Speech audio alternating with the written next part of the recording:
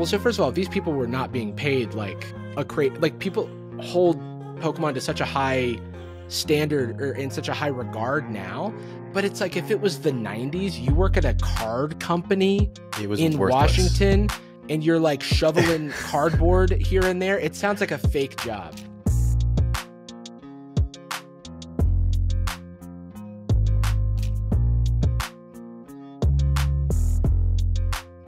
Welcome back to the Poke Radar podcast. This is episode number 24, the Kobe podcast. Today we have a guest I'm very excited to finally have on. We've been chatting for a long time. You dived into the world of collecting, but he is known to be a quite famous YouTuber and now podcaster and ex Patreon. Yeah, ex software engineer, ex tech worker. We have the one and only Jarvis Johnson. Hey. Thanks so much for having me. I forgot to bring down my my cards and collectibles mug, or my cards and coffee, or my Poke Radar hat. I've got it all. I just don't. I moved, and so like you know how things like get kind of wired. Actually, you know what? We'll see if this takes me 10 seconds. I'll be right back. All right. Wow. I see you're trying my best hoodie, and I raise you a cards and coffee mug. That's incredible. I still have we're filling it up too. Look at that. Yeah. We're gonna drink from it. Yes. Cheers.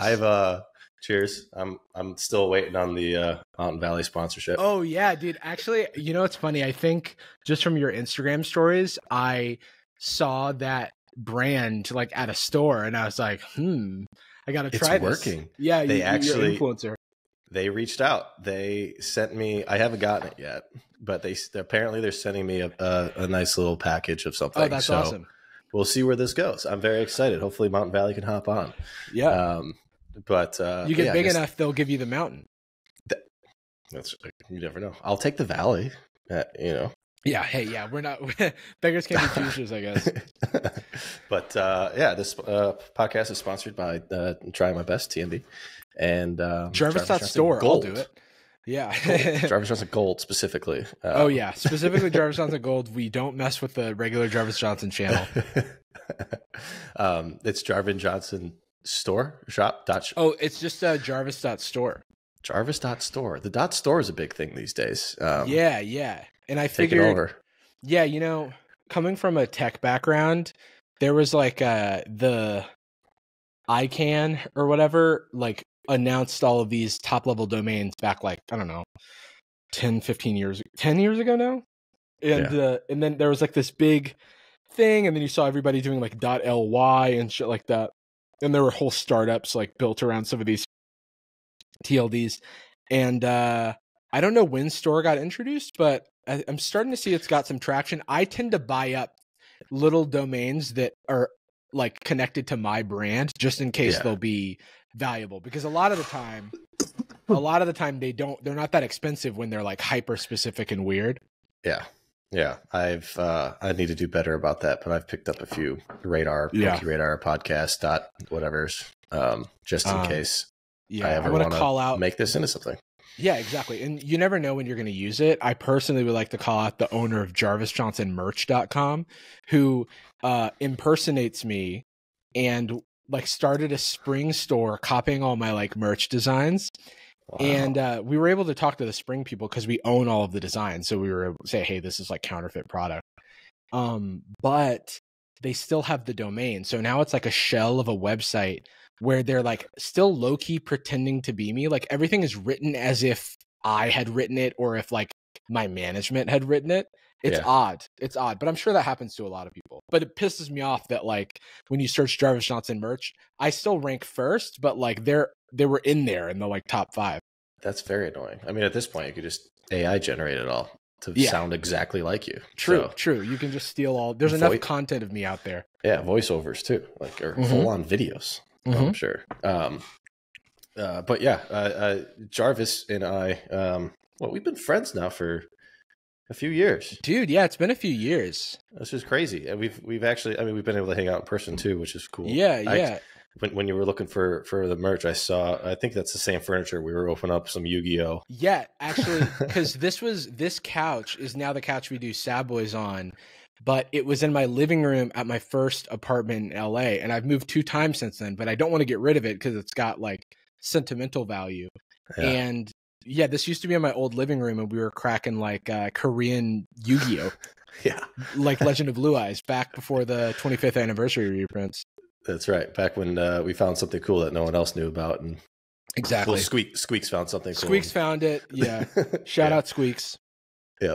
That's so. Yeah, I think that's how you kind of, I guess, first reached out was when me and Squeaks were doing the podcast. Yeah, and I don't even know how I found you guys, but I think I was doing my like hyper focused deep dive of all of the like the content creator ecosystem, and I'll do that for every like niche interest I have, and some creators will stick and some don't. So, you know, you made it past the vibe check. That's good. I kind of wish you like made a video on us, or right. Well, you got to be like collectibles guru for that. Yeah, you got to get mad at me. And dude, that is so funny. It's so funny that so for people who don't know, I want to say this had to be 2020 or 2021, right? When the Logan Paul box. The Dumb Money box. that was 21. Yeah, because so Dumb Money, these like these investor dudes were like hopping on the Pokemon train. They went and bought a base set box, first edition base set booster box when it was kind of at a peak. I think it was in its like 350K. Yeah.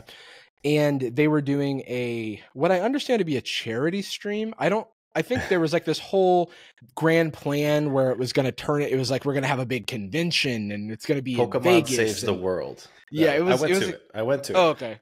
Yeah. So anyway, there was actually, go ahead. It was actually like the event that they put on was really well done outside of the main event. Right. The opening. Well, but before that, they like acquired this box, and then, you know, for especially at this time, but I'm sure I think maybe things have matured a little bit. Everybody's a little bit wiser who's in the market for something like a base set booster box, but they end up getting connected to Logan Paul's guy, quote unquote Logan Paul's guy, because at the time, Logan Paul had done his opening, and this man, Collectibles Guru, as he was then known, I think now he's known as the Crypto King or something like that. Did he revert back? He was originally Crypto King or Crypto Guru, I think, and then Collectibles Guru. So I want to say he's like done. No, that's a very good question, because he was a Crypto King, and then he was Collectibles Guru, and now he might have reverted or rebranded again. But he was featured in this Logan Paul video as being a guy who knows things about like old school Pokemon, sealed Pokemon stuff. So he's the guy who knows about the background of the box, comes in, they bring in Leonhardt, they bring in a couple of other experts. I can't remember who they were, but to open this box, Leonhardt checks it out, doesn't get to get his hands on it for too terribly long, to be honest. This is all live too, and this is a live, so I don't want to sort of shout out Leonhardt, my creator clash brethren, but that's right.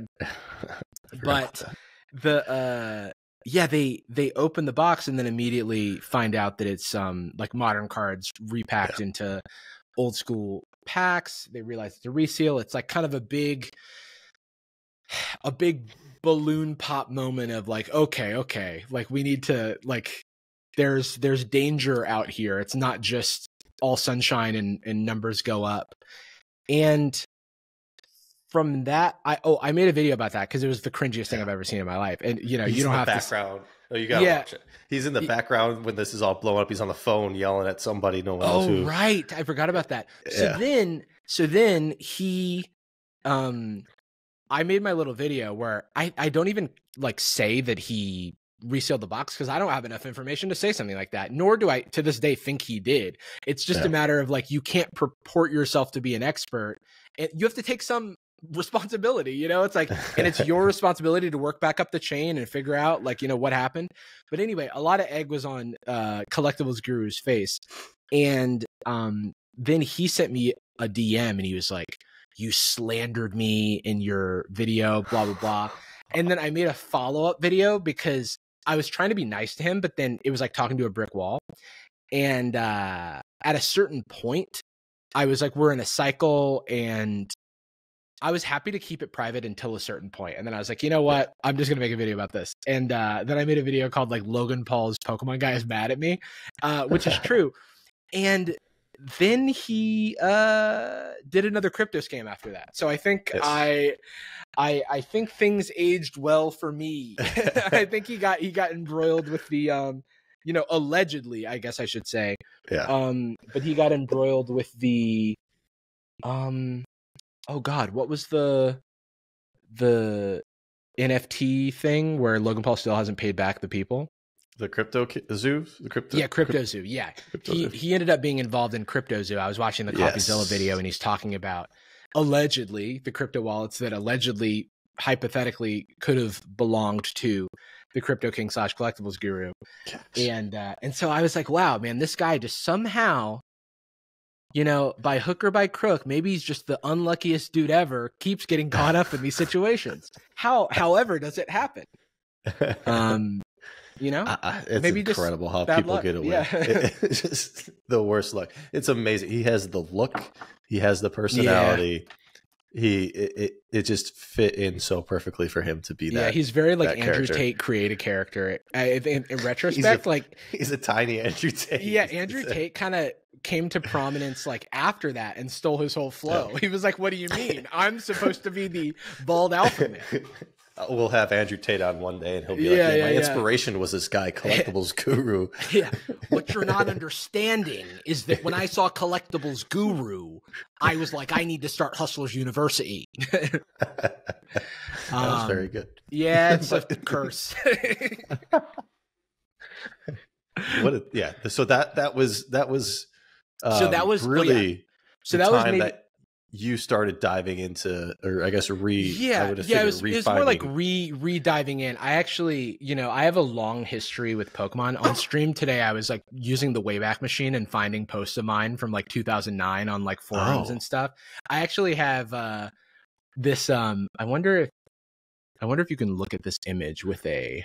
Oh yeah, you can. Is there a chat? Oh yeah, there is. There is a chat. So like I used to share it on the screen, but no, it's okay. But this is just for you.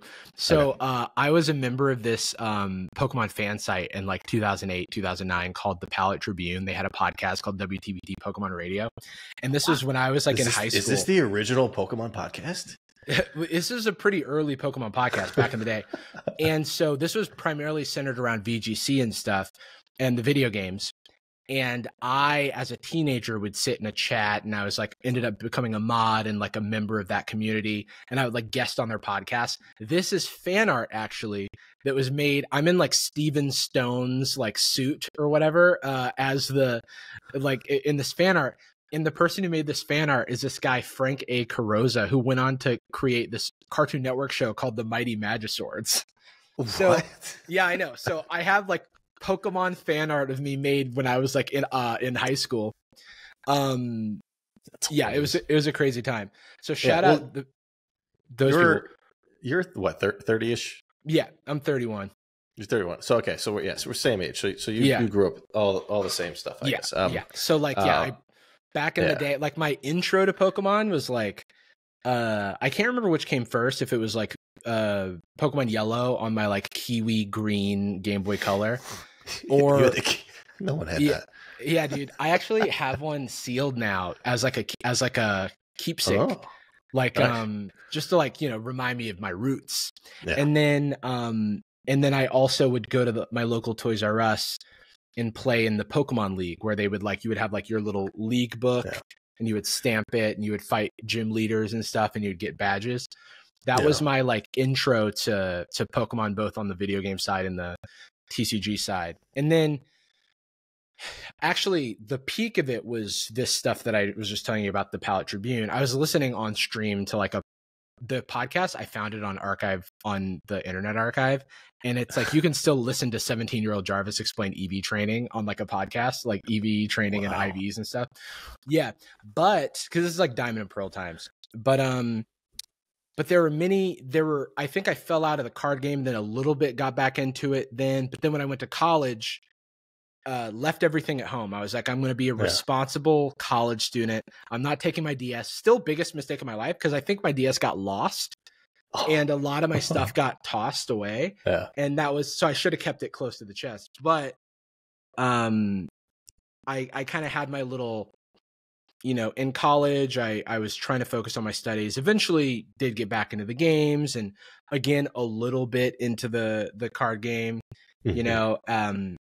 but then 2020, like pandemic times, I was like, all right, with everybody else, I was like, let's do this.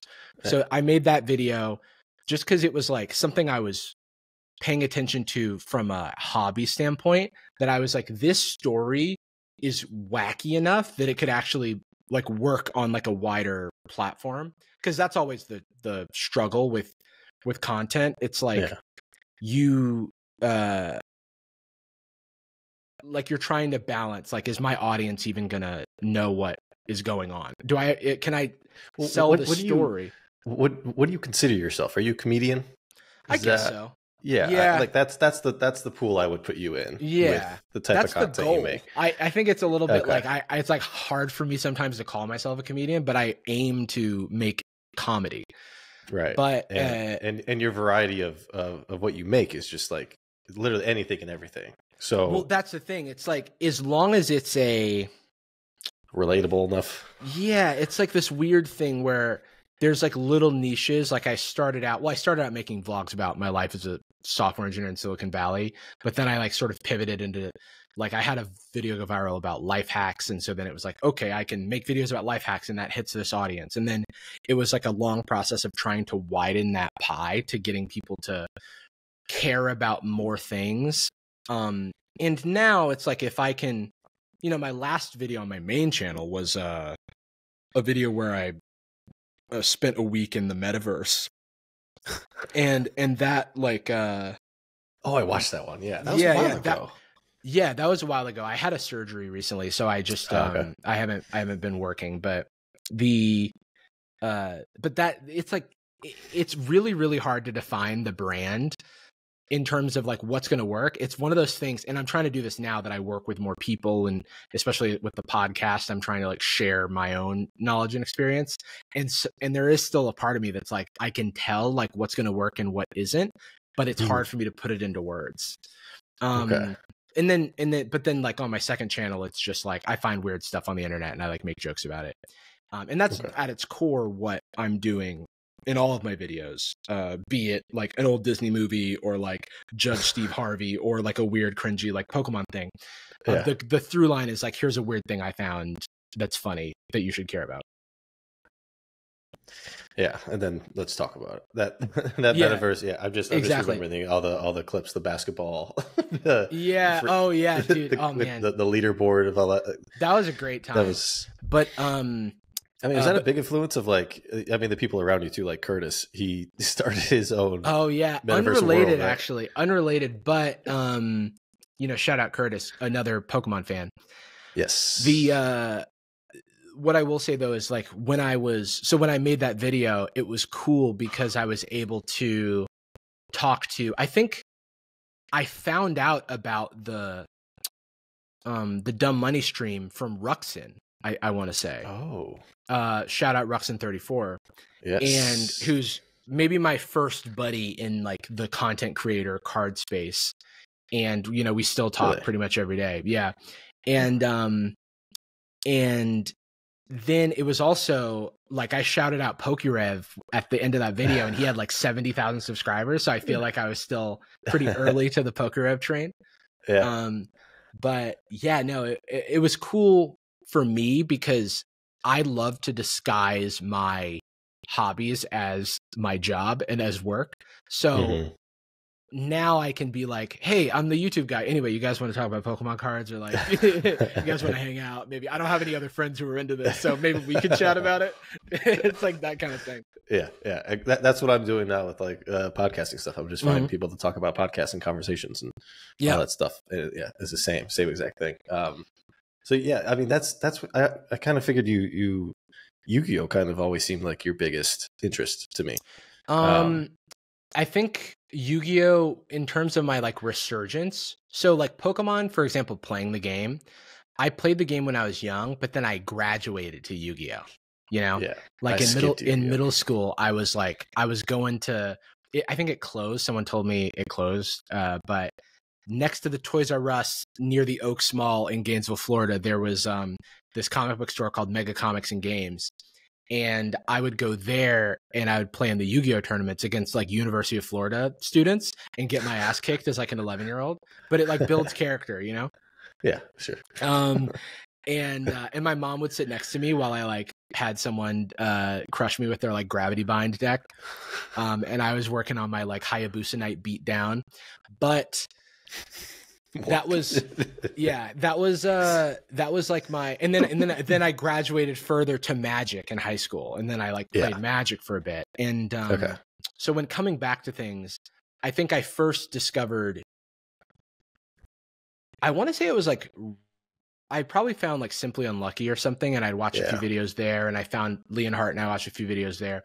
But I think I got into Ruxin's videos, and it was like reminding me of like these like very vivid memories I had of opening like Pharaoh's Servant First Edition and all that stuff. And then and some Ruxin of those had to be tiny then too. Yeah, he had like 20,000 subscribers. Yeah. So I feel like I got in on the ground floor too, because I shouted him out in like a live stream or something, and then or a podcast, in my podcast actually, a couple years ago when we were doing it remotely. And it like got back to him. And again, I was like all a part of my plan to become friends with the people I like. But it was, I mean, that was all like a big part, like the more, I guess, well-seasoned YouTubers, the more serious YouTubers who started getting involved and shouting out all these guys was a huge help to the whole thing. Until Logan Paul did it and blew it out of the water. Yeah. So no, that was, yeah, that's interesting. Ruxin's great. I love Yeah, Flip. he's the best. Yeah, he's this is actually the second time I haven't worn the Radar sweater. The first time was with Ruxin. I wore a Yu-Gi-Oh shirt. Let's go. So. Funny story with Ruxin. We both buy from this guy Sassyotto. Shout out Sassyotto, eBay seller. Pokemon, Yu-Gi-Oh, whatever you need. He's on Instagram too. Oh, and he's on Instagram. Yeah, and. I bought some cases of Rarity Collection, this new 25th anniversary Yu-Gi-Oh set that just came out, and all of my boxes were missing. So the whole premise of that set is it's got 7 rarities, and all the cards in the set are printed in, you can get them in every rarity. And I texted Ruxin as I was opening stuff, and I was like, hey, what did the modern Ultimate Rares look like? Because I feel like I'm having trouble finding mine. And then he like sent me his own TikTok of like how you tell the rarities apart. And I was like, okay, yeah, I don't have any. And I opened 3 boxes, and come to find out I have like 2 misprint cases that instead of any Ultimate Rares, they have double the collector rares. So they're like more, they're more valuable because collector rares are worth more than the Ultimate Rares. So at the end of the day, it's a good thing. I did feel a little bit robbed that I didn't get like the full opening experience, but I sat with him on FaceTime while we like opened these packs, and I'm like, look, man, I'm not joking. They're like actually gone. And I just watched a short of his, and he pulled some card that had like a 5-second name. Like it literally took him 5 seconds to read the name. Yeah, that'll happen. Yeah. But yeah, I sent him a box from my case. So I think he's gonna since he does daily, he's gonna make a video about it. Yeah. But yeah, on the Pokemon side, I didn't play it except for when I was much younger, but then I picked it back up a few years back, and I'm still actually following competitive TCG. Shout out Uncommon Energy Podcast, Azul GG, Chip Ritchie, I haven't listened to that one. Yeah, it's great. It's great. And so now I'm like I'm also playing Pokemon Go a lot, so I'm fully locked in. That was gonna come up for sure. Every go ahead. I'm worried for you. Oh yeah. I'm listening into the podcast, as much as I can, and it sounds like you are unhealthily obsessed with Pokemon Go at the moment. It is a function of hyperfocus where it's like I learn everything I can learn, and then now I've petered off. Like okay, good. It's reached a point of diminishing returns. I still play pretty regularly, and it's good like excuse to get some exercise and stuff. But when I was in my information gathering stage, that's when I'm the most dangerous. Consuming years of people's videos. Yeah. But now I'm pretty knowledgeable, except for, PvP is its own thing. But yeah, I've been following so like every time Pokemon has a regional, it's like they do all of the things. So they have the TCG, they have Go, they have VGC, and Unite a lot of the time. That's the one thing I don't really follow. But I used to just watch TCG the regionals, but now I've been like expanding to VGC and Go as well. So I'm just like I'm full stack Pokemon right now. Yeah, VGC is actually fun to watch. I've never watched much of this stuff, but like at Worlds of Japan, that was the one I sat down for and enjoyed at the end was the championship for the VGC.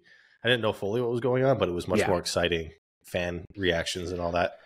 It was cool. So I missed that. I mostly miss the Pokemon Stadium mini games, dude. But I still don't know why the Switch hasn't brought that on to allow for like online play. Slow drip feed with like the Switch Online with Pokemon games. They did launch Stadium, but then don't have online multiplayer, right? Right.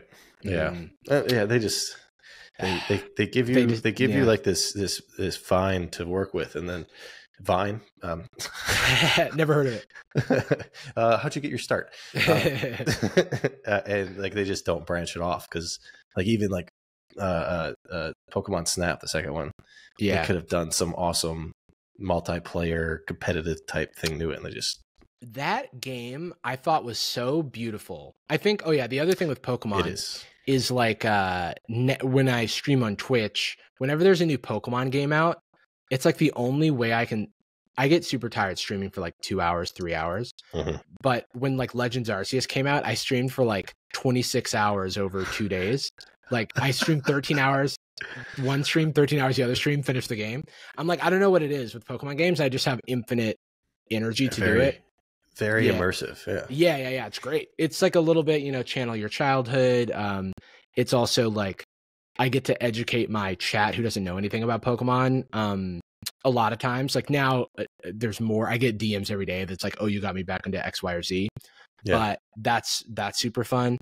But yeah, the Pokemon Snap was like gorgeous. They could have done so much more. I think that's a big feeling with like the Pokemon brand is that people are like, it feels like you're just doing the bare minimum and there's so much potential untapped. I mean, that's the goal for them, I guess. It's just to keep us wanting more. So it's working.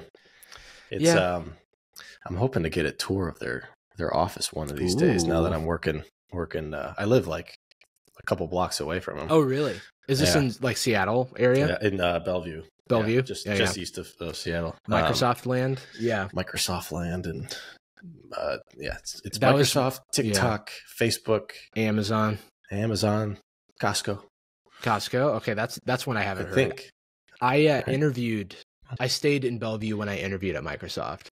I got the offer, turned it down. Not to flex. Not to flex. Yeah. No, but that was my other life. But yeah, no, I would love to go see. I just love the behind the scenes of everything. Yeah. I thought something that was really funny was the pre-release Raichu article where one of the second Raichu was like in 2018 someone who had previously worked at WotC started a new job at the Pokemon Company, which first of all, interesting career to like have worked at WotC in like the 90s and then go to work at the Pokemon Company in like the 2010s. But and then like brought their binder to work, and then someone discovered the pre-release Raichu while they were showing it off at work. And very convenient. I know, right? Hey, yeah, if it's true. No, it's I don't talk about this stuff much anymore. All these, because like I always like record the podcast ahead of time, so talking about like current events never really like sure seems seems relevant. But yeah. But yeah, no, you messaged me about this, and yeah, it's interesting because I've actually been able to talk with some WotC employees and Pokemon employees since being out here, and I've asked them and tried to gather more information, and it's not like anything different than what's already out there, but yeah, it's just nobody knows the story.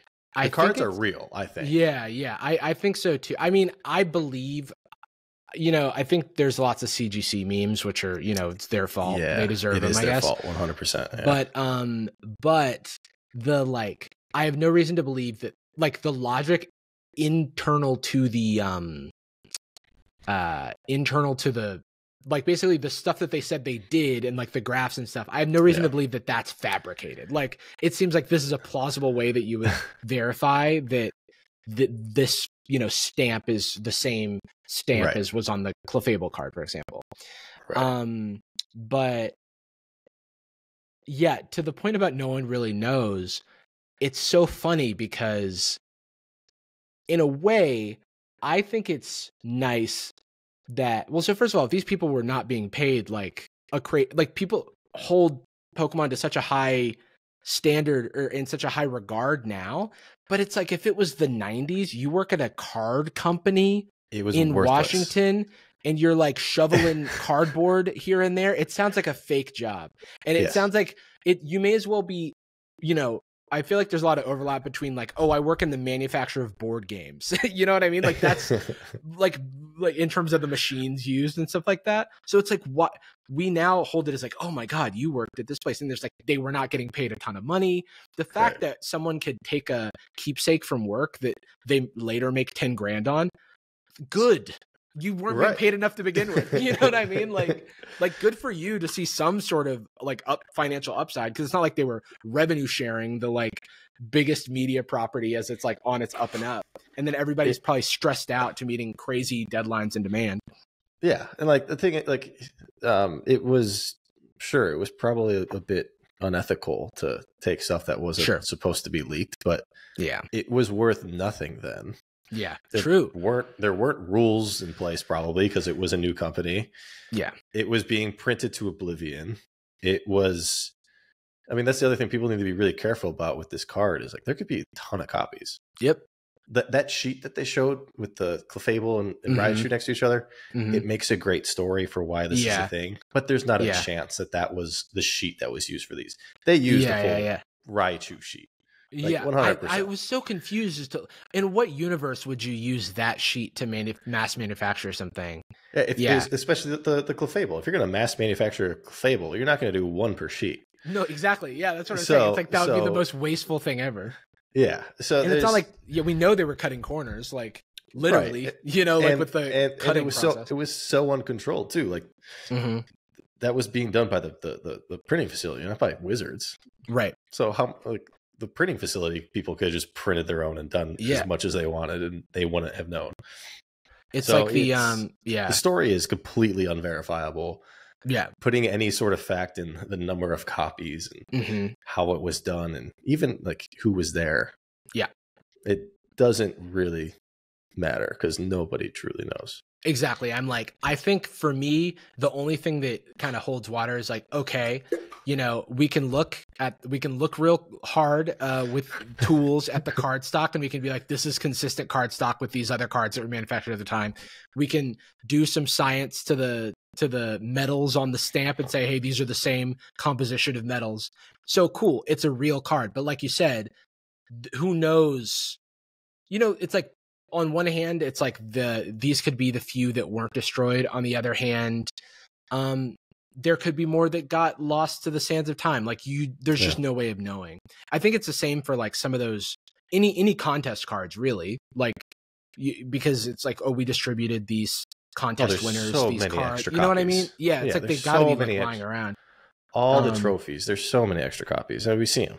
The high-end stuff, the illustrated, all of it. There's extra copies everywhere. But like you said, it's sure. The ethics of it, I'm we've all taken shit from work. You know what I mean? Or taking little keepsakes and things like that. Yeah. And and it could have been done with good intention too. Of a guy for his portfolio of he's a he's a printer, or like I'm the one that did the stamp. I need to show my next job how good of a job I do. Right. Like, yeah. Very easily could have just been that. Why not? You know? Yeah, exactly. Yeah. And like, there's just no way to know. But I do think that I do think it's interesting that these like artifacts of history exist, and I do think it's fun to think about the sort of what must have gone on. Luckily for me, I'm not in the market for any of these things, so I don't have to speculate on them financially. I think that you're in crazy town, like with that. Like I'm like, no, thank you. No, this card was one of those that like early on when I first got back into Pokemon and started going down the rabbit hole of history and weird stuff like that. This card I regarded as like, oh, I got it. This is the top piece I want, and this mystery behind it. That mystery's kind of gone now because of all the information that's been gathered and now them being authenticated, which kind of I don't like, but at the same time, maybe it's a good thing. I don't know. But yeah, it's just I'm at the point where I'm never going to touch things in the gray area like this, because if I'm going to put up 100K, 50K, 10K, whatever it would cost, and then 20 more copies show up, I can't stomach that. So there's no point in taking that risk. Yeah, I mean, I think it's like, if you are the guy who owns these cards, David Person, I think is his name. Yeah. If he's got the 10K to blow, then like whatever, it could be, discretionary. It could be worth his risk. You know what I mean? Right. Like, and that risk profile is like very different, depending on who you are, which is why I think it's scary that like a lot of normal people with like normal jobs are investing in Pokemon cards instead of like something that's more stable. I'm one of them. Yeah. I mean, I guess. No. But you also have a extraordinary amount of knowledge about the market. Like compared to the average person, because the average person could be like, I hear this is going to go up, or they can watch a YouTube video where they say, buy Hidden Fates, it's to the moon or whatever. And then who knows? I have a bunch of sealed Pokemon cards. If those go to 0, I get to open them. I still get to open them and enjoy them. You know what I mean? And I'm not like, I don't have to, refinance my life, but because I'm only spending what I can afford to lose. And it is not my, like, when I talk to my accountant and we're talking about like my my life savings, I don't go, well, we've got Vivid Voltage I'm gonna retire on Vivid. You know what I mean? Like, that's not the plan, right? Like, and I do think that it's cool to like analyze the like microeconomics and macroeconomics of the Pokemon market and have like little theories and test them. And it's when someone who should not be, it's like with crypto, when they're like, I invested everything in SafeMoon because I heard that it was going to be the next thing and I was desperate. And then the creators of SafeMoon get arrested and you go, oh no, oh shit, that was the house. You know what I mean? Like that's what we want to avoid. And it's like, if it's funny money, if it's fun and you can afford to lose it, sure. But I think that especially in like this post Logan Paul sort of pandemic era Pokemon, there was a lot of misplaced confidence about the market. And it's very similar to stuff that happens all the time. Silicon Valley, like it was very easy for companies to raise huge sums of money. And like those times are now over because the people investing know that they're not going to get 100x on their return for like the beer drone that can deliver beer to someone 10 feet away. And it's like, okay, cool. But like, we haven't revolutionized anything.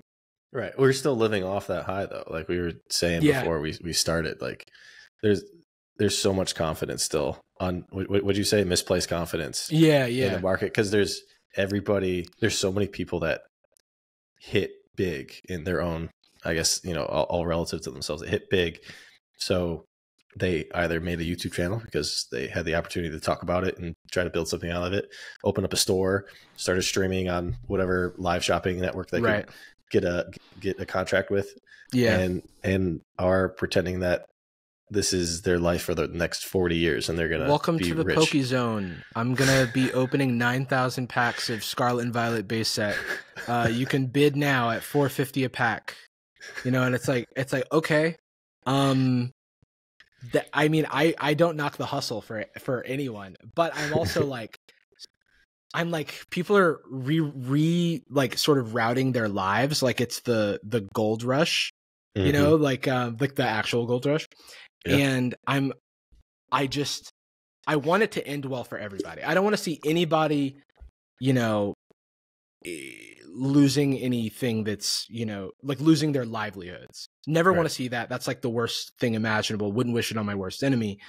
And so, and I'm sort of just couching this because I don't want to cast too much judgment, but like when I project it onto my own personal risk profile, which is like, I don't like, leave I would be a high-paying tech job to go be a YouTuber. Yeah, exactly. Like to do that, I had, you know, 6 months of savings and I was making more money already doing YouTube than I was in my regular job. That was the degree of confidence I had to have. And still I was like, it could go away tomorrow. So then it was like a 3-month window. It was a 6-month window, a year.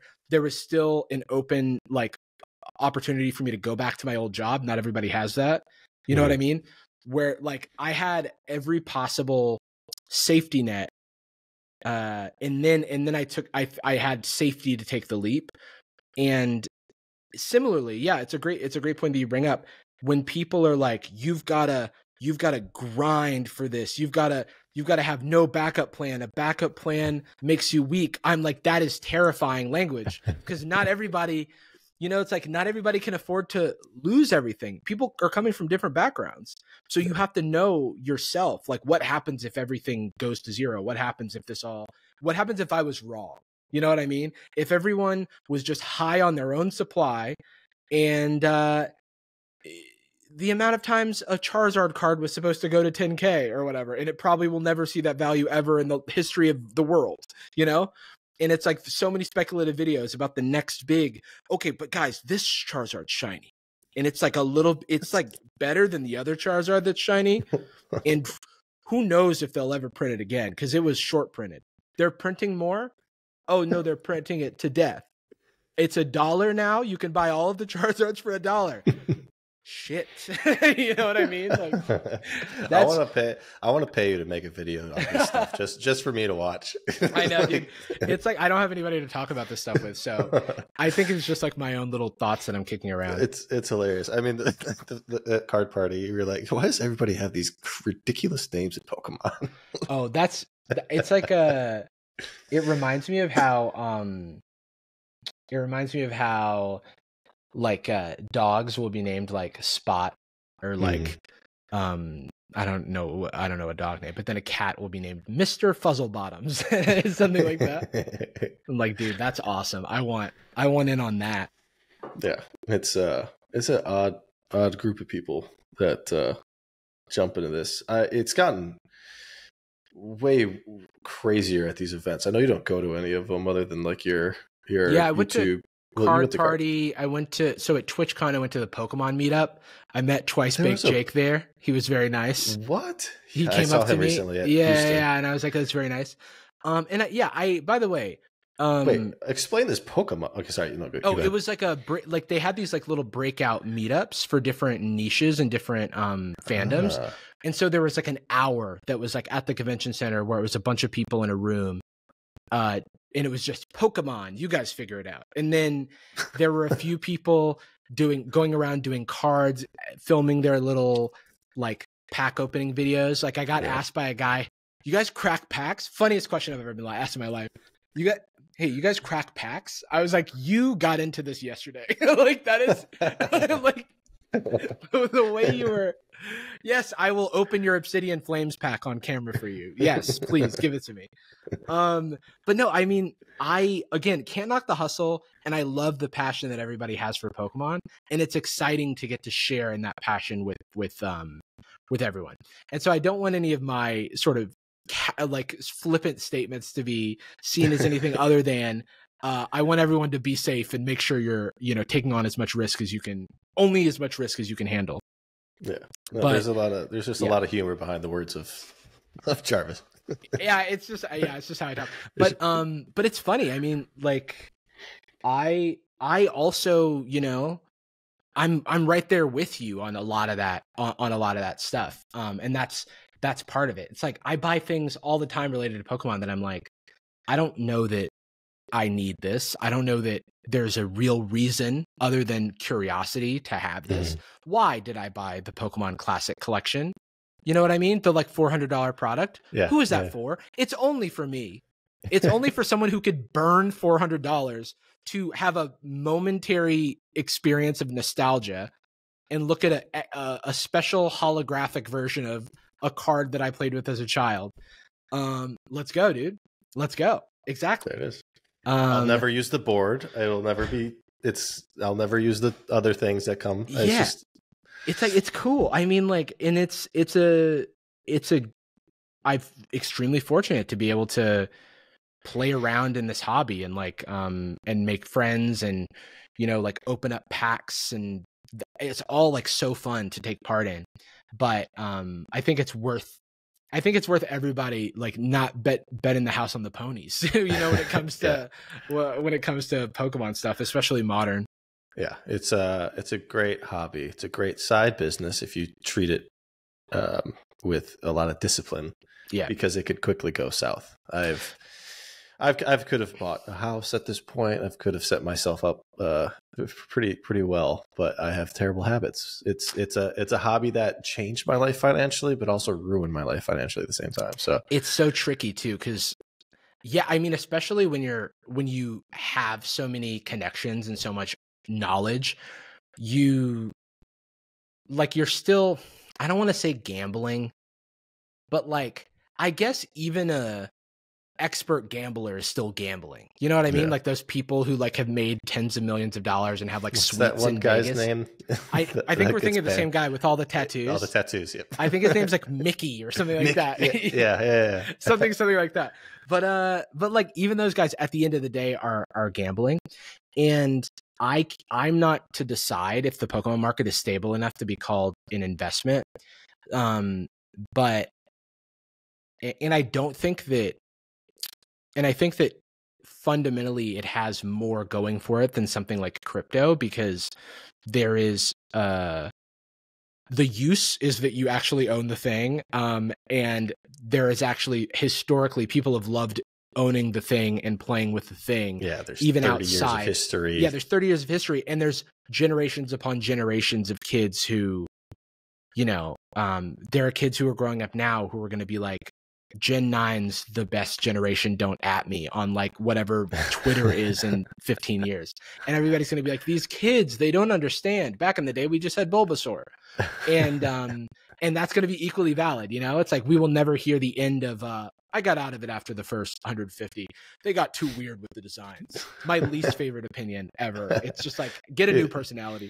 Muck, Magneton. It's just it's a I know, magnet. dude. Seal is a motherfucking seal. Seal is a seal. Dugong is a type of fucking dugong. Dugong is a name of the species. They got decently creative doing snake backwards, and then they just gave up on seal and changed the E to an A, or the A to an E. And like, I love those designs, but I'm like, let's not pretend that, you know. And I'm like, but now there's keys, and that makes me angry. And I'm like, relax. It's still a kid's. Yeah, I know, right? It's castle. Like, yeah. I draw the line at ice cream Pokemon. Okay, it's like, okay, you know, maybe some of us like Vanillite. But yeah, no, I mean, I think that there's a lot of, like, that's what excites me the most about Pokemon, is that, like, it's something that I hope, you know, I'll be able to share with like my kids one day, and that's exciting, you know. Yeah, that's definitely a big part of it. The nostalgia is such a powerful thing. So, dude, I listened to the To Be a Master soundtrack. I don't know if this is the Pokemon anime insert songs. It's you know, obviously the theme song. I have a sealed you know one what I'm talking about. Yeah. So I played this for my friend who's like a few years younger than me and didn't grow up with the first generation of the Pokemon anime, and I had to explain why I was crying listening to You'll Always Be My Best Friend. You know what I mean? Yeah. Like, I'm like, you had to be there, dude. You had to be there. They made they cut their own like music video. It was very sad. Do you feel this way at all about YouTube? Is there like a passionate, nostalgic connection to YouTube at all? A little bit. You do with Pokemon? Because I was like watching YouTube since I was in middle school. and there are like lots of YouTubers who were doing it when I was a kid that I've like now met. And then also the reverse, you know, can happen, like where you know, there's a kid who's like was on the Dream SMP and like hit me up and was like, I used to watch your videos in high school. And I'm like, that makes me feel old, but that's cool, dude. That's awesome, dude. Welcome to the family. And it's like yeah. And yeah, and it's cool. And who knows where, you know, YouTube goes, right?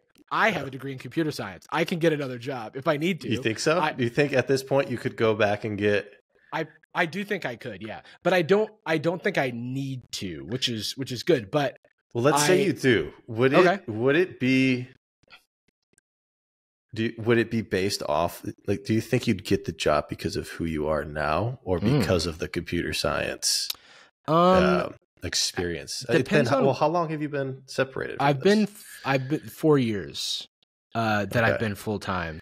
Well, it's not that long, actually. No, it's not that long, and then I still do like little coding projects on the side and stuff. But but it's like the real thing is there's no way to know. But it's not like my career is a resume for a software engineer job, and it would be a financially irresponsible decision for a company to like hire me just based off of the name, because it would be like completely tangentially. It'd be like, we hired Tom Cruise to be our pavement layer for the construction company. And it's like, I don't know if that's the best use of Tom Cruise's talents. You're a cross-team, cross-functional member of marketing. And well, so that actually is a place I do feel like I probably have value. Like having worked in like industry and now having worked as a creator, working on the business side as a creator as well. There's like this big disconnect between brands, platforms, and whatever with creators. And part of the reason is that if the people in those jobs could be creators, then they would, you know, like, and so that there's like they can only, like, usually with the one exception that comes to mind is like Jack, the CEO of Patreon, was a YouTube creator. And so there's a unique way that he can relate. And also it's like, you know, for the problems that Patreon has, there is value to the fact that like when he's starting the company, getting people on board, it's like I'm solving a problem that people I know directly have, and I can sort of work with that small group and start to generalize those problems to like a larger audience. And I'm sure that there is some sort of job in that space that would be easier for me to do than to just plug myself directly back into like a coding job. It's kind of like comparing a statistician in basketball, right? Who's obsessed with the sport but can't play it. Yeah. And then the actual player who, or even the coach probably at some point, right? Like the coaches who like didn't really have big playing careers, right? Right. But then you see somebody like coach of Miami, Spoelstra, Eric Spoelstra. Is that still him? I only know basketball from like 2000 to like 2012. Yeah, so still Eric Spoelstra, and like he was like a film, like a, you know, cutting film for review for the teams. He was like a film editor when he like started with the org. And then like 20 years later, this is like the last remaining version of that. Like they started on the automobile assembly line and now they're the CEO of Ford type story. You know what I mean? Like that doesn't like, happen. It doesn't feel like it happens very often, but then he also, you know, gets a lot of respect in terms of like his like technical ability as a coach, even though it's like he's not known for his playing career. I don't actually know if he ever played professionally. He has that conversation with the team. He's like, I know this organization better than everybody. I know every different area, every different division of this. And he's just like the coach of the basketball team now. Yeah. So and then they're like, you don't know how to play basketball. You just know in theory. You're playing Football Manager or whatever. Like, and we're actually out there on the front lines shooting and passing. I wonder about that. But yeah, I don't know. It's a thing where I don't. You don't seem like you would hate to go back. You seem like you're I mean, I have larger aspirations, but at the same time, it's like if everything went to zero and I needed to do a skill, I think I'm big on having a backup plan if I needed one, you know? So I'm like, I don't think I would like, my life is over. Maybe, knock on wood. I don't know if I would sort of collapse on myself and be like, my life is over if I had to like, quote unquote, get a real job.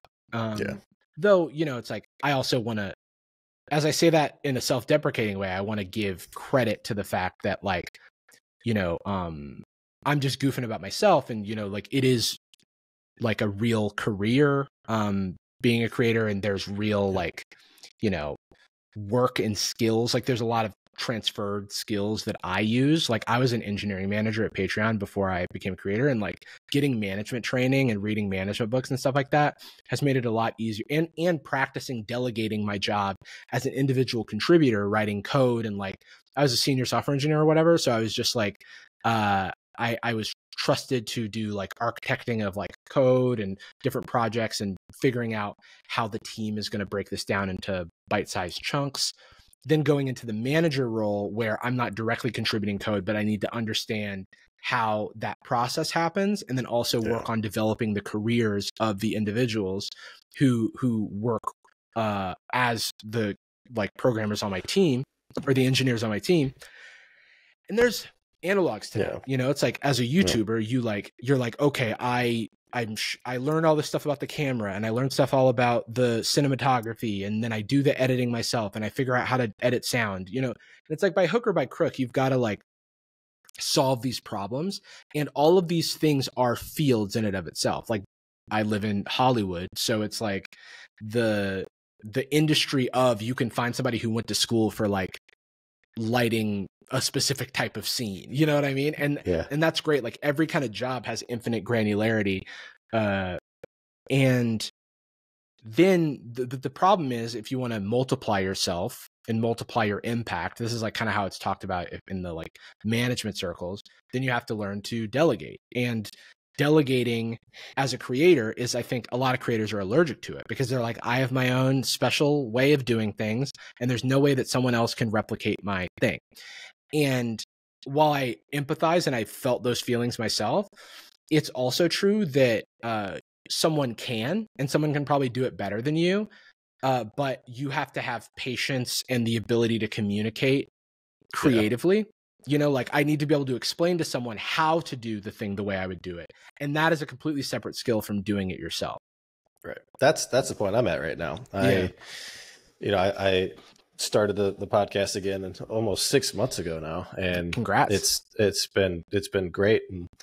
But the job selection that I keep on taking is taking it more and more time. So I'm at the point where I really need to delegate some of this work, because I mean, thankfully podcasts, at least on my level, I don't know about your level, but there's very little work, honestly, that goes into it. Just doing a solo podcast, having AI now to help with stuff. It definitely depends on like what your output goals are, but more or less, like I think it's much more of a what's the word? Digestible. Well, I was going to say there's a lot more. It's an easier job to package. Like all of the components of the job, there's not as much, depending on the type of podcast, by the way, because you can get pretty crazy with podcasts. But if it's just a normal conversation podcast with minimal edits, there's only so many ways to do it. And that's why you have tools like Descript or whatever, and things that like can automate. If you have multi-cameras, you can even do active speaker, like multi-camera edits all automatically. For us, like I used to do everything for the podcast, and that was like not sustainable.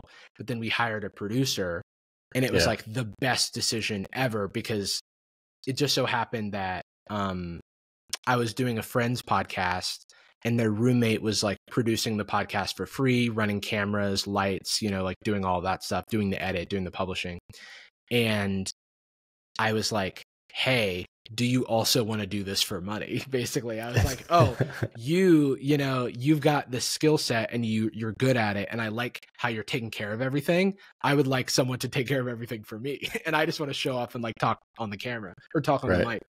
Yeah. And that's been really great. And the place it gets complicated is all packaging. It's packaging and algorithms and strategy. It's like the thing, not the mechanical aspects of creating the product. It's, I've got this product. How do I get that to as many eyeballs as possible? Exactly. Yeah. It's so time consuming, just posting reel after reel, short after short, clips, timestamp. There's so much that goes into that side to truly take advantage of everything you can. Because it would be fantastic if I could I think I can even put producers in this software and like they can come and watch and check everything, make sure things are good, and obviously take clips and write notes down and get it all set. But yeah, dude, I just record, I clip out the front, the back, post it, throw it into an AI machine. It pumps out 30, 40 shorts. Most of them suck, but some of them work. That's interesting. I haven't played around with much of that. We do that the old fashioned way, which is like, I definitely miss out on a lot of good clips for it, but it's such a time saver. Your hands are tied. Yeah. It's like, you can only do so much. Yeah. But yeah, it works pretty great for podcasts. And this is how it's set up, right? The two cameras, and it'll automatically do the camera change. It'll do the captions, and is this all through Riverside, or is this through a different? So Riverside actually does do AI clips now too, but I use Opus. Okay, cool. Which for whatever reason, just paying for something else. But I mean, like, there's this like arms race of of AI tools, and I think that creators, if there are any up and coming creators listening to this,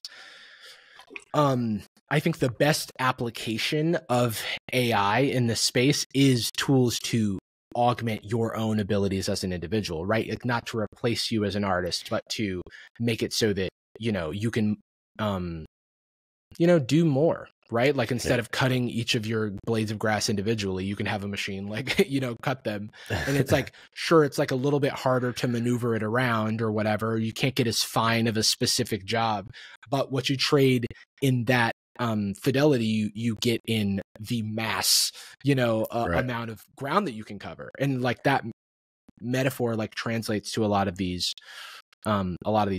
AI tools. And I think that's an ever evolving space, and as creators we always have to like see what's out there, try things out, see what's going to make us better, kind of get with the times a little bit, like just make sure we're not missing out on anything huge. Yeah. I don't think I've seen you do any videos on that stuff. One person I'm a fan of, Dax Flame. Oh, really? I don't know if he's actually in Seattle doing that podcast. He says he's in Seattle, but I want to figure out a way to get on it. I met him. I think we have mutual friends, and I like met him, and it was like he knew who I was, and I was like, the honor's all mine. Yeah, the pleasure's all mine. Yeah, because he's doing that podcast with the hot seat, the hot seat, and he says he's in Seattle. I don't know if that's a complete joke or not. Oh, I don't know either. I'll be right back, by the way. I have a gross confession. So when I went to go grab the Radar cup, the Radar mug, I just ran to my kitchen. I have a shelf that's got all the mugs. I went to the back and I was like, oh, there it is. Perfect. Didn't look in the mug. I saw that there was a little bit of like stain on the front of it. So I ran it over the water, wiped it off. I start drinking the LaCroix that I poured into it. I go, this tastes a little weird, but maybe it's just being outside of the can. When I set it aside, I looked inside, and there's for sure chocolate or something that has been there for God knows how long. And I casually ingested that over the course of this podcast. And I will report back if if I die. I guess you'll find out. Wow. How are you feeling now? Try not to think about it. Not too much I can do. All right. So you say your goal is comedian. I have yet to watch it and hope to have Curtis on the podcast at some point. Curtis just released his first kind of special. Yeah. Is that what you mean by the goal for yourself, or are you not interested in stand-up? I don't think I want to do stand-up necessarily, or at least not as my main thing. Like Curtis loves doing stand-up. He's done it for longer than he's done YouTube videos, and a lot of people don't know that. Yeah, and so he's kind of doing this combination path of like the traditional stand-up route and, you know, augmented by the fact that he's got this, you know, YouTube thing going, and he can kind of balance that, but he loves to perform. He's great at it. I don't know what form of, I think I've been in this like indecision place for some time where I've had to tend to all sorts of other things before I could like clear the stage, clear my table to like really think about what I want next. Well, I remember, like years ago when I came over and we opened up those packs, you didn't reveal too much because I think it was just more of still like in a thought process. But you talked a lot about hiring more people to do some greater projects and doing more with streaming and building out more channels or something maybe. And I don't know if I really saw much of that come to fruition. I know. Well, I would say the biggest thing is getting the podcast off the ground. Sad Boys. Like so like Sad Boys is something that we started at Patreon and have done like kind of off and on for like 5 years. You and Jordan. Me and Jordan, yeah. But at the time that we last hung out, Jordan was still trapped in the UK, and we weren't able to. It was like a crazy visa situation happened, and then COVID happened, and then the travel ban happened. And so, like, he just couldn't return back. He does have an accent. I don't know why. He's from Britain, yeah. And so we always had this vision of doing the show in person and being able to do live shows and stuff like that. We actually, I don't know when this is coming out, but we have our first live show in LA, December 3rd, at Dynasty Typewriter. Sweet. So if anybody's interested in that, I actually might be in LA. I'm coming down for TikTok thing, and there's also LA Comic-Con, but true, yeah. December 3rd. Yeah, I'll let you know because then I'd definitely come. That'd be awesome. So we're having our first live show, and hopefully that's something we can do more of. Not in the form of touring, because I think the opportunity cost of touring is just like not there for some like us. Also, Jordan's been going back and forth to the UK for the past 7 months, so he's like doesn't want to like visa stuff, family stuff. There's like stuff going on, and I think neither of us want to travel, but a show here in Seattle, a show over here, that type of thing would be a cool thing. And we've started the ball rolling on that. We've got the podcast almost in a complete state where it's like it's not quite in the state where we like just show up and record. Right. We're still in the like trying to crack the algorithm for every platform stage, and we have our producer who like edits stuff, but I do review of every single like short and shortened version of the thing, and we like pitch ideas, and there's all kinds of stuff right now that takes up my time. But I would say, not that like what we're earning matters, but like the podcast is like doing solid, based on the numbers, it looks like it's doing fantastic. Like, and we've got, I mean, I need to talk to you about this off camera, or maybe you would talk about it on camera, the financials behind this podcasting stuff. I mean, obviously your views are, I mean, what do you get? Like, some of them get a couple 100,000 views. Yeah. So I would say it's like 200, 300K. Probably. And that's like average, you think? I would say I'd say the average is probably higher. That's probably median views. Wow. Because we have episodes with like 2 million views, but those are not like, those aren't the average, but I think they bring up the average. Well, but we are, still working on that, right? Like there's this thing where it's like, okay, if we hit certain topics in a certain way, certain packaging, we can like get these numbers, but we want to also simultaneously like getting people to click. We want to have a core audience that's always coming back, you know. And then we've also got our Patreon show, and we've done like we've almost done 100 video podcasts, but we've also done like 50. I don't know how many Patreon podcasts we've done, but getting that off, the thing we do two podcasts every week, one for the main and one for the Patreon. Yeah, so we're at 34 weeks of doing that consistently. But you find so much to talk about. I guess it's really easier when you're doing it with somebody consistently. Yeah. I think, I love having new guests on every week, but I miss doing it with Squeaks. Like, it was just easy to.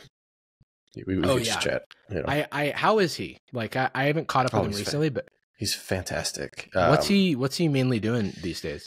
The store, I assume, but yeah, the store, it's in a great place for him. Moving it quite well. I've actually started working on some projects with him. Oh, nice. As well. Hopefully to get him on at some point to talk about it more. But that's been a lot of fun getting to work with him again. He's always been the sweetest to me. And yeah, he seems like such a good dude. I just posted a reel about him today, so I saw that. I was like, shout out, dude. But yeah, no, it's like we've almost got 4,000 patrons, and that's like, you know, so like that's it's like $5. I think it's like the patron's earning like $15,000 a month, which is that's cool. But you know, it's like, but now, you know, we've also had to grow the operation. So, you know, there's this balance of, okay, so we've got rev share with our editors and, that's how yeah. Because it just feels right. Especially because there's not a lot of that in creative spaces, but also, we want everyone's like, we want everyone's incentives. We want everyone's incentives to be aligned, right? And we can't offer like stock compensation like a company could. So the best thing we could do is say that, you know, hey, you get a very literal piece of the pie that you're contributing to. And so, but then there's also like this balance of, okay, so you lost my train of thought. This balance of like, okay, so the flywheel of generating new listeners, you know, shorts are a part of that, right? Well, it's like, how do we, you know, it's like we pay our editor to work on shorts, and sure, we could AI generate them, but like, what, like, trying to sort of dial in, shorts don't make any money. They make almost zero money. And so then it's like this thing of like, this is just marketing spend, essentially. Like, you're a company like trying to advertise your product. This is just marketing spend. So how much is too much before it like doesn't make sense to invest? Like, how many shorts per week? Or, okay, we're doing shorts daily. Is that returning, you know, what we want it to do? And we're still like fiddling all of these things where it's like, okay, this month, you know, shorts were too expensive and they didn't get any views and they didn't bring in any new listeners. Okay, so we gotta rethink our process on that, and all of that stuff is still maturing. We're still learning a lot, but it's fun problems to solve.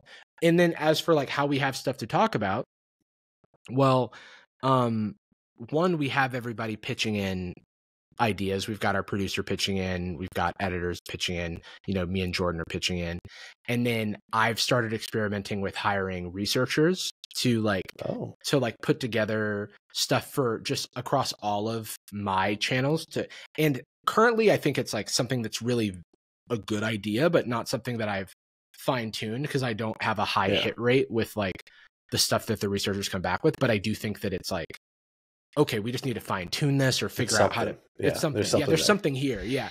And like, that's great for staying on top of trends without having to be the person to like digest and process all of that into like our podcast outlines and stuff. Right. And then also with our podcast, like there's usually like some sort of commentary piece that's the packaging because people are so used to watching myself and Jordan in a commentary context. So we can package it in the most friendly way for the person who's most poised to watch content from us. Right. So kind of meet them where they're at.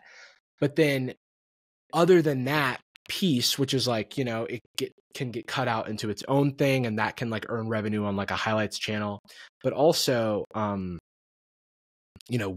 lot of the podcast is about our friendship, so it's like, even if we're not talking about topics, we're talking about ourselves and our own mental health and things like that. So that's the name Sad Boys. That's the name Sad Boys. Though like when we first started, it became too much. Like, and we like had to like dial it back and make the show more fun, because it was like, this is like mining my, like, it was just like going to too much therapy, where you're like, I don't have the energy to like spill out my heart and soul every week for money. Like, it doesn't feel good. Right. So it's like, okay, how can we do this in a way that's like fun and allows us to kind of encapsulate our friendship, which is like a mix of like goofy memes and also like emotional vulnerability. That's still like, something we're trying to figure out. But and you have guests on too, and we have guests on, and that's a completely different thing. But then it's like, okay, you don't want to become a guest show entirely, because then your views are beholden to whatever guest you're having on, and you don't know if the viewers are there for you or they're for the guest. Right. And so it's like, but then the way to solve that is to just like kind of keep going.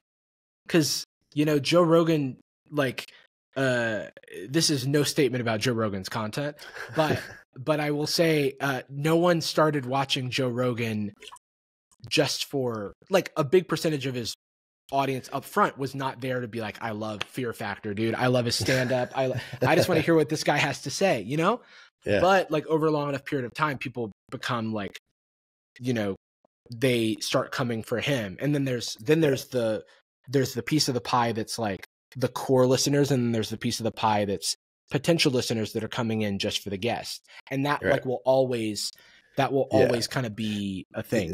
That's really kind of how I'm envisioning what I'll make this podcast to be, as I continue to grow it and make it more of a serious thing. So I need to do more prep and actually have better outlines of things to talk about as I do these. I'm thankfully, I think I'm gifted at conversation, but yeah, the Joe Rogan style of, like half of it is him with his friends, just shooting the shit, having a good time, whether it's, UFC or comedy stuff. Right. And then the other half is these, every type of industry, expert to talk about something interesting. So, I'm trying to expand out. I mean, collectibles will always be the core. Yeah. Having my friends on as much as possible to have fun conversations and discuss whatever.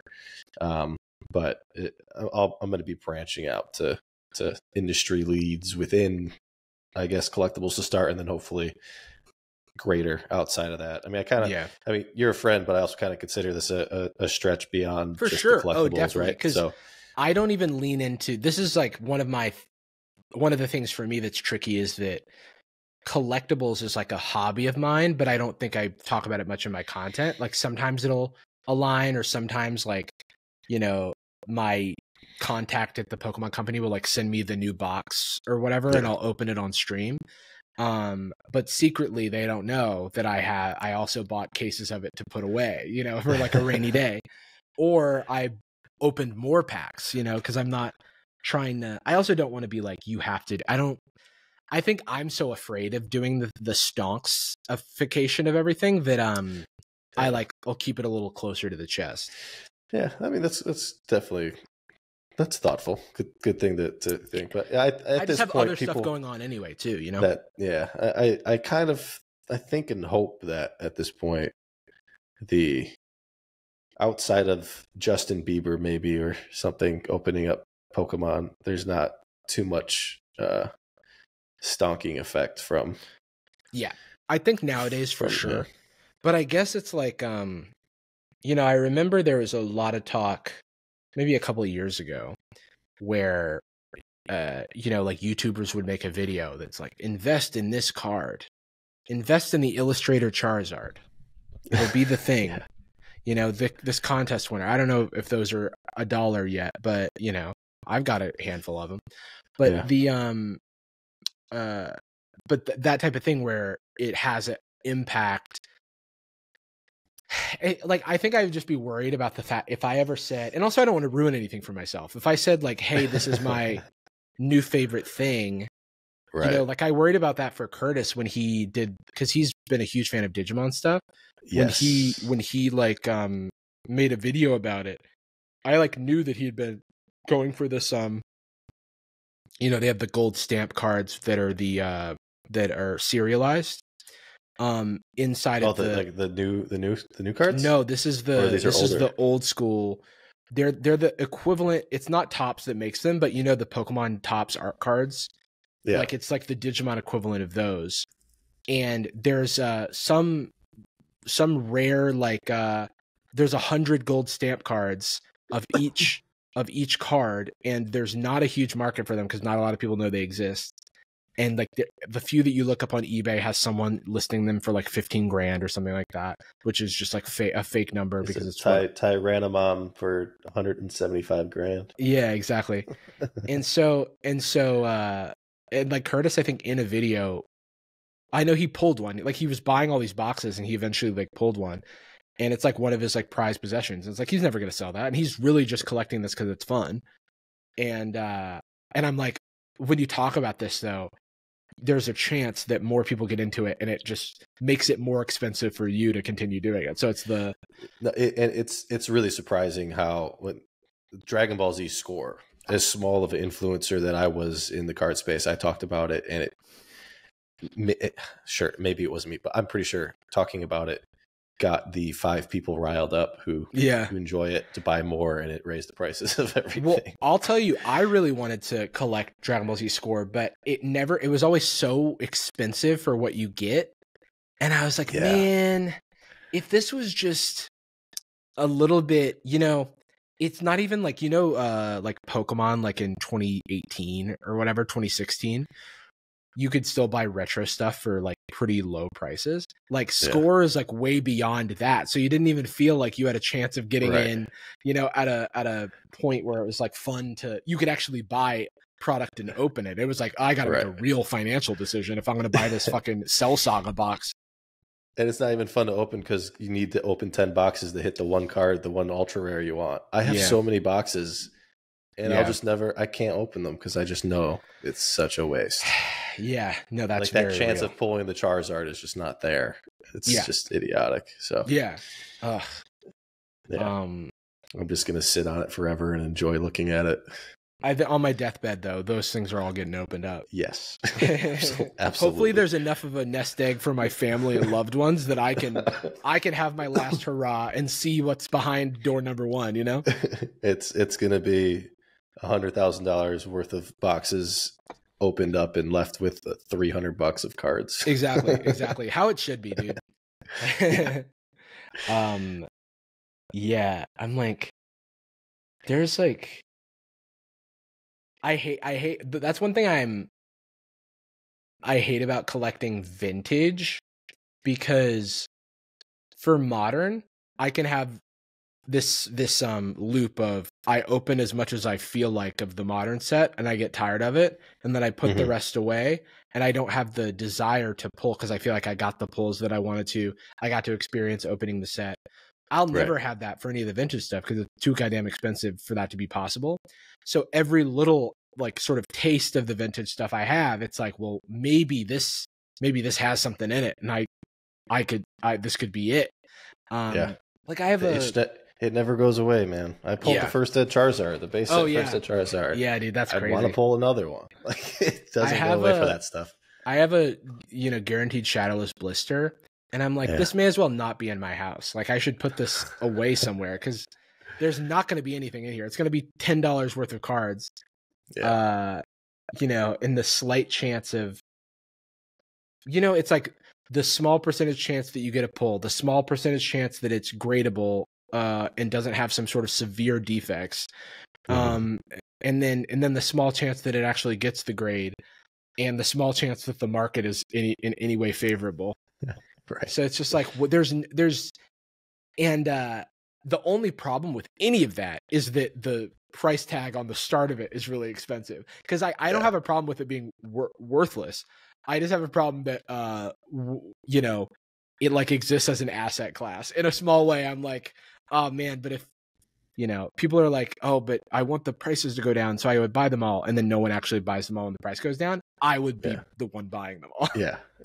No, it really is amazing, the psychology in this world, in this of cards. People act so irresponsibly, and it just makes no sense. Yeah, but hey, you know, it could be CS:GO skins, I guess. Well, it's gonna happen one day. Digital Pokemon cards. It'll be there. And people will be ripping packs and losing their house to do it because it's so accessible and unlimited. It's kind of fun. I don't know if you've ever opened up. I mean, now it's PTCG Live, but it used to be PTCGO. If you've ever opened the sometimes it's a little fun. You're like, oh, I got a cool pull. I used to save up code cards, and I've never filmed it. I've never like anything. And I would just open up hundreds of packs. Rare, one of one, misprint code card.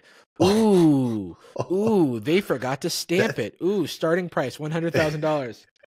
You could probably sell at the Gem at Pokemon or TCA for like $1,000. Yeah, I mean, I feel like it does happen a fair amount, but I actually haven't seen one of those. That's, really? I'll have to ask TCA. Oh wait, that's This is I have a real Pokemon card collecting question. I'm gonna we can end on this. This is a good one. Okay. So, you know about the like filler cards, right? These guys. Yes. Okay. Yes. So, I briefly talked in DMs with TCA about this, and I wanted to get your opinions. So I have this guy. Ooh, the foil one.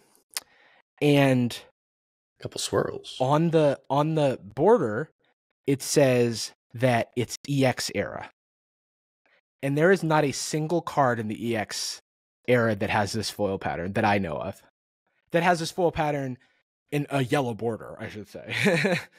And I think what EX era are you referring to? What EX era are they referring to is the question. It says EX era style, yellow border, filler card. Probably like, I would assume it's like the Evolutions EX era. I don't think they had this. This is Cosmos foil, is this not? Oh, it is. Yeah. So would it be like early Nintendo days? Like So that's what, like, these are the questions, right? Like, that's what we're trying to figure out, because I don't know if this is correctly labeled. Where did you get that? TCA, I got it from ZNG. And what happened was I was the second highest bidder on eBay, and then their highest bidder dropped out, and they saw it was me, and then they were just like, do you want to buy it outright for your bid? And I was like, yeah. EX. And so who had Cosmo. So listen, when I talked to TCA about this, and I'm not holding Rusty to this, but when I talked to TCA about it, he was like, I think this might be so the very last thing that WotC printed, the like best, what is it called? Best in fucking the best winners, of what the fuck is it called? It's called Best in something. Best. There's like the Hitmonchan. Best of game. Best of game. Yeah. It like I bought the I think I have it somewhere. I bought the Hitmonchan Best in Game card because they're reverse. They're reverses that have this pattern. Yeah. And that would actually like logically make sense for a reverse to be printed on this. Yeah. And so maybe that's what it is. But I just don't believe, I think, you know, I'm not holding TCA Gaming to this. This was a brief conversation we had in DMs, but he didn't think it was EX era.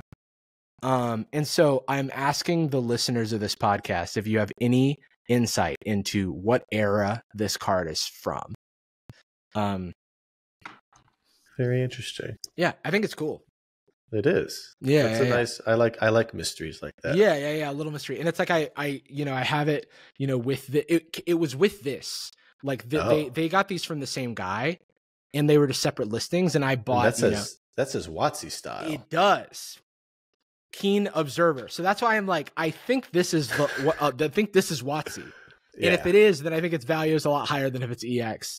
Yeah, and that's just CGC doing CGC things, making up stories. Exactly. So I demanded my own blog post. I think TCA Gaming said that he hasn't seen one of these in a long time, like, but he had seen them before. And so I was like, okay, that, that's cool. Doesn't sound bad, but hey, interesting. Yeah, I wonder. So this is my equivalent of buying something where I don't really know what's going on, but I have like a interesting feeling about it. I'm like, ooh.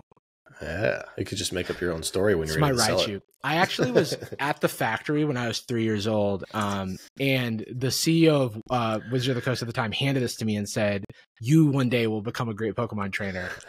I like to be I was a dumpster diver at 5 years old. My parents just, after school, they let me do whatever I wanted. And, makes sense. And your dad works at Nintendo. Your dad works at Nintendo, and you pulled a pack of all Charizards that one time. Yes. Yep. They actually folded up an uncut sheet and put it in a single pack. And I opened that up and put it on my wall. Yeah. Yeah, you opened up, it was like origami. You opened up a pack and all the cards were connected and they like folded out. It was an unreleased set that they wanted to do. It was actually, style. Yeah. It was Jamboree actually was. That's exactly. They gave you the whole set. Yeah.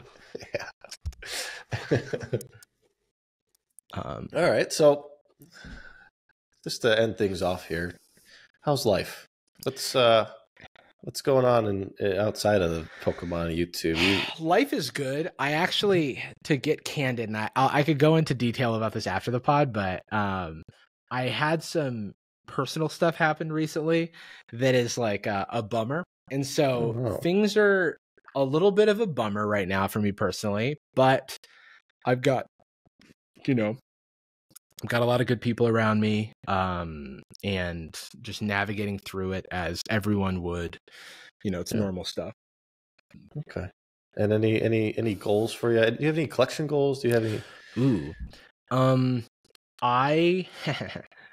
This is totally random. I think. Oh, I told you about this. My collection goal is I'm working on completing the sealed, individual DVD release of Dragon Ball Z. Yes. And for those who don't know, you're gonna have to get all those graded. Now that they grade those things and authenticate them.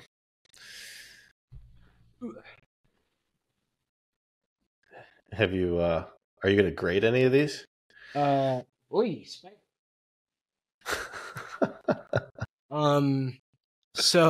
no, I don't think so. I kind of don't believe in DVD grading. Yeah. Yet, at least. So I'll keep things in good condition until like there's a really compelling case, and then maybe. But for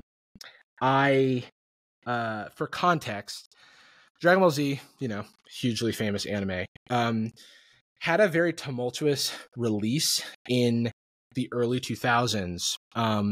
It was released in a format transition where VHS was becoming DVD, and so the series was released on both VHS and DVD. I only care about the DVD stuff because VHSs take up a lot of space.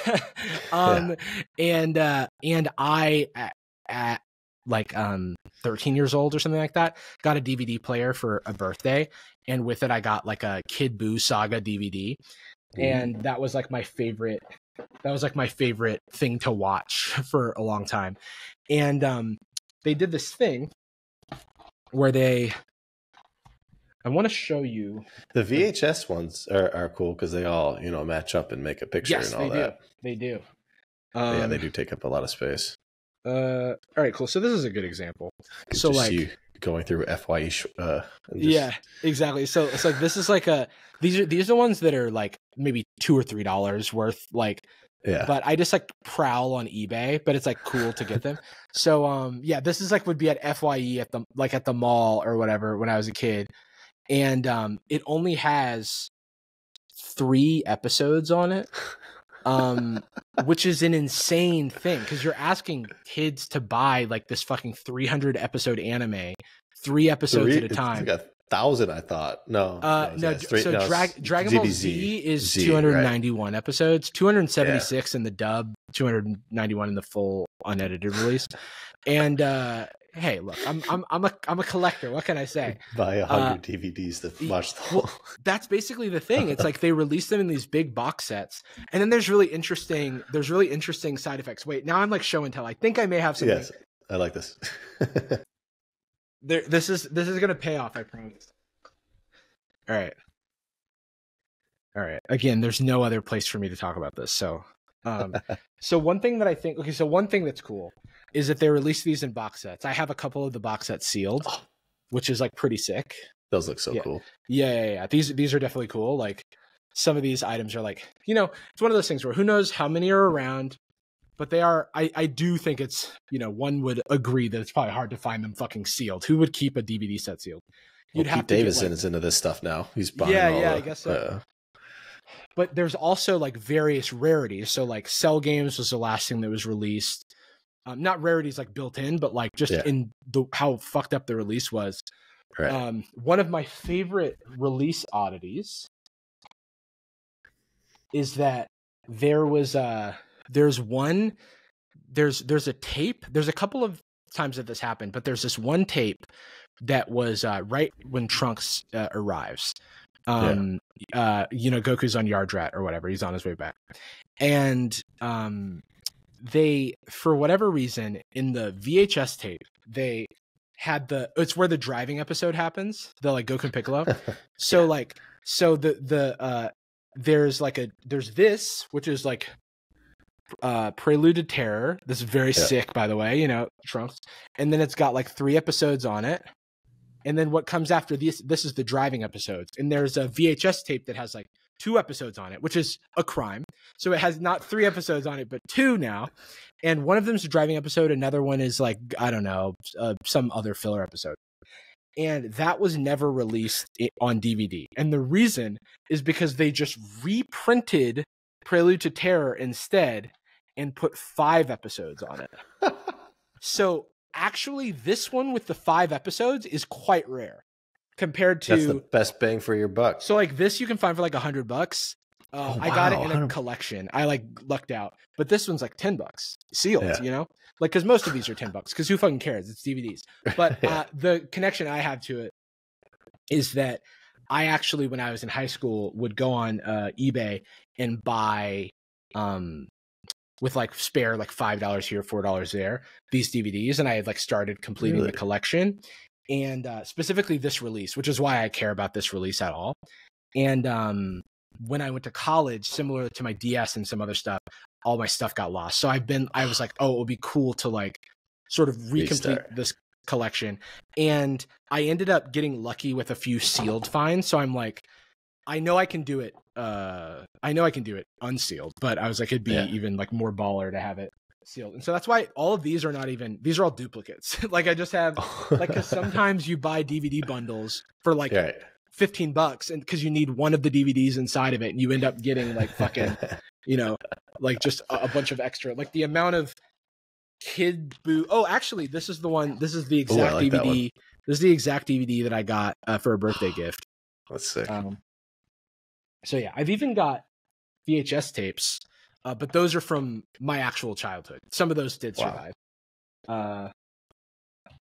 That's so awesome. So yeah, that's like my different thing has been the mangas, but those are expensive. So I have a few of the Japanese manga because when I went to Japan in 2014, I went to like Book Off there. Yeah. And I don't know what it's like today, but at that time, I was able to buy some like old used Japanese Dragon Ball manga for 200 yen, like $2 a pop. So I was just like, I went to some book offs and they didn't have much of the old stuff. So. Yeah, I guess now it's like we kind of hit the nostalgia.